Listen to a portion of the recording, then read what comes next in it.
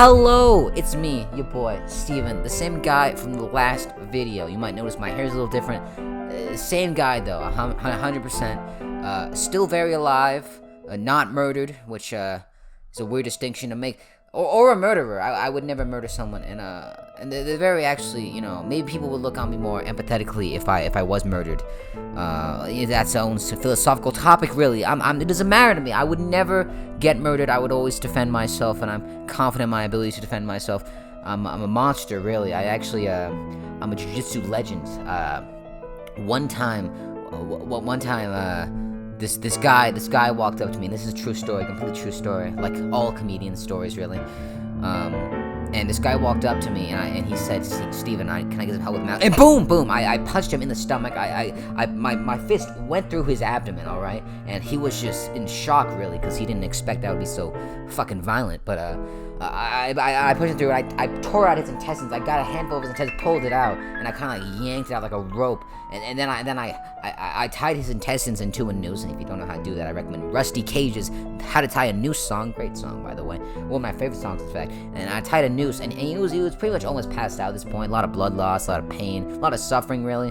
And at the point, the teachers had arrived, in which I had to fight them off with bazookas, and I took his body. Well, not his body at that point. He was still alive. I slapped him awake, and I hung him with his own intestines in the bathroom.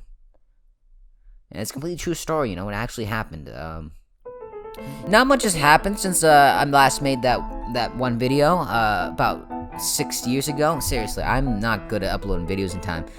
You know, cause I'm a fast guy. You know, I move very fast, and you know, you shouldn't expect me to remember everything I do in my last video, because you know, it was so long ago, really. You know, and I want to take this channel in new directions, very new directions. You know, more skits, more jokes, maybe a bit of stand-up comedy sometimes, who knows. You forget all about stuff I said in the last video about introspection and stuff like that. We go in new directions, maybe. Uncharted territory. That's what matters, alright? I have absolute confidence, alright, in my...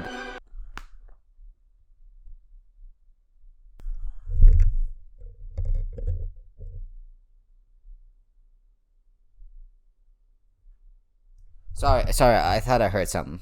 What's up with the new outfit? You know, last time I think I was wearing a collared shirt. Maybe I was, maybe I wasn't. But got this new workout outfit because I've been working out. In case you don't know, I can curl 20 pounds and I do like 50 to 75 reps. You know, I'm a pretty strong guy. You know, pretty strong guy. One time, this guy walked up to me and he asked if he could do. A great question to ask is how to get rid of a dead body, which is a great question, and it was one asked to me by a friend of mine in just a hypothetical situation. A friend of mine was asking, and I didn't really know, so I looked it up on the internet, and the best way to get rid of a dead body is to either dump them in the ocean, but you gotta be you basically have to check all of your corners, make sure no witnesses. You don't want any traces leading back to you.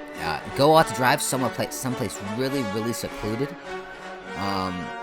Really secluded, like people won't be expanding there for a long time.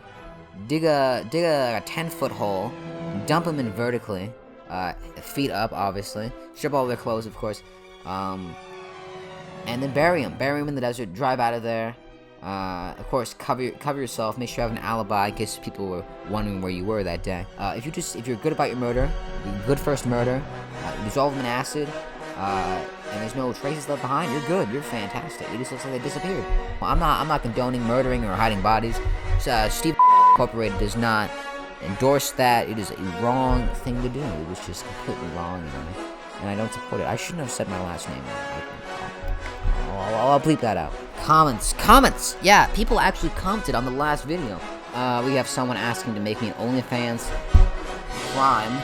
I know who everyone here is in real life except Roger Dodger, who seems to be most invested in my channel, for whatever reason. I do have a bad practice of answering my own questions in my own debates. I wouldn't know, it's so long ago. I don't remember what I even said in that video. It was just incredibly, you know, it was like a blur. Yeah, there are not as many people as commented as I thought they did, so, yeah. Pretty boring overall. Last video was pretty boring, I'm not gonna lie to you, which is why I have to I have to speak loudly and with a more voice. A new haircut makes me look attractive, I guess. Break my legs to make me taller. That should be good. That should do the content good. I got a haircut today, and I hadn't gotten one in a whole month, because about a month ago, I was about to go to Vegas, and not to do anything illegal, of course. I would never do anything illegal in Vegas. I ate food. Good food. It was very good food. They have good food in Vegas. I walked down the strip. I saw a water show. What else did I do in Vegas? Not much, to be honest. I didn't really do much in Vegas. It was a fun time, don't get me wrong. I definitely enjoyed my time there. But I also had to do Spanish, because I'm doing I did Spanish over the summer. I did 2 full semesters of Spanish, and over here in Arizona, that's quite impressive, because,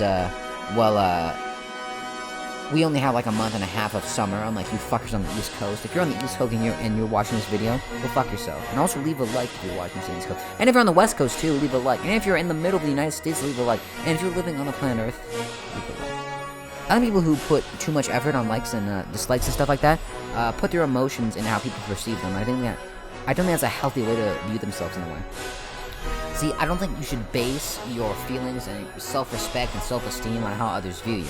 I think that should certainly be a factor, because criticism and looking at how other people might perceive you, getting a different perspective, is an important way of looking at yourself, but it shouldn't be what you think. You need to have a little bit of self-respect for yourself. I think that's a problem. I think that's the problem people have nowadays, is that they don't have any self-respect. And there is a difference between self-respect and arrogance. Being arrogant is having self-respect without good reason. I think everyone has a good reason to have self-respect, but having a specific reason, knowing the reason. I trust myself when I'm talking about... Well, what do I call myself well-knowledged on? That's an interesting question. I'm not really an expert on anything. I'm a bit young to be an expert on anything. But conversation. I'm pretty good with conversation leading. I like to think I know how to carry a conversation. You know, when I had a haircut today, I carried that conversation all the way. I was telling stories. And granted, it was very one-sided conversation. But then again, he was my barber. I wasn't expecting him to interlude. He was too busy trying not to skin me alive, because I was moving my head around too much from talking. But, yeah, I like to think I'm pretty good at that. I've done a lot, and it's history, you know. I think I need to do more videos that aren't like this, because I think it's pretty boring overall, hearing me talk about nothing the entire time. And it's like basically a commentary channel without the gameplay, it's basically a commentary channel without the gameplay. It's pretty boring, which is why I think I'm gonna take it a new direction with like possibly a storyline going forth. You know, it's always fun to do. And even though it's not my main focus, this YouTube thing or anything, I just do it to have some fun making videos and telling jokes and stuff. And it's a way to be creative in these times where the only thing distracting myself from the horrors of the world is being creative. And I think being creative is fulfilling in a way. And I have bigger projects going on. I'm writing up the more drafts of my short movie script, which should be a fun time. You know, that's gonna be a fun time. My short movie script, and I think I can get it made. I know people, and I'm in a community of people that I think can help me out with it, and it might be made soon. You know, not soon. No, it won't be made soon. I'm still working on the script, and the writing process is probably the longest of the movie making process, because if you have a shit script, it's probably gonna be a shit movie.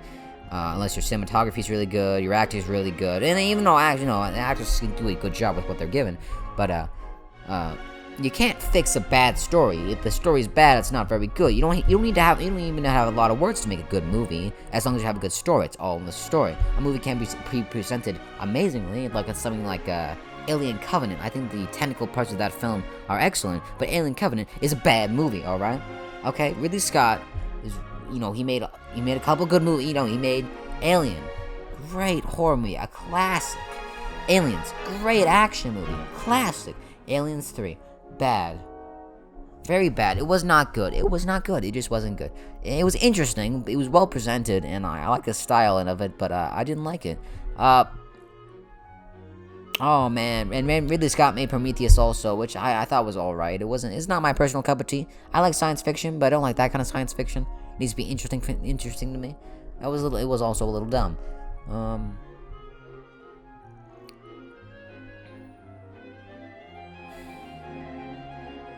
I think an interesting way to tell stories, a way of telling stories that hasn't really been tried before is, well, it's been probably done before, but I haven't seen it a lot in the mainstream. It probably will never be in the mainstream because of how it is because a story that is both improv and scripted. So basically, you have a basic outline of a story how you want to go. And I guess the closest thing to this would be D&D. In D&D, you have the general well, if the Dungeon Master is doing it like this, but in D&D, you have a general outline for how you want the story to go. Plot points, notable characters, and along the way, you just kind of make up how it goes. And the way what makes D&D stories so charming is that it is all made up on the way. And it's very honest, and you get a lot of very interesting interactions when everything is so up to random choice. And also how characters choose to interact with the world, and I think that's what's so appealing about D&D. But I've never seen that actually done in a proper story, and that's something, you know, very interesting. I maybe want to try that out one of these days. Of course, I've never tried that out before, and I...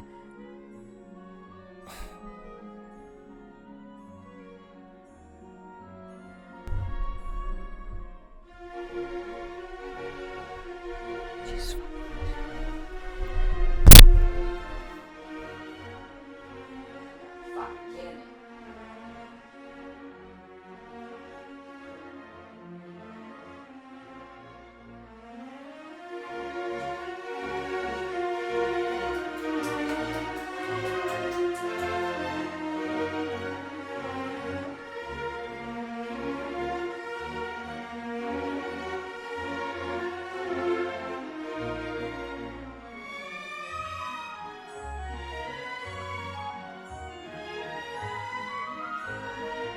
I would never do anything like that. That's crazy.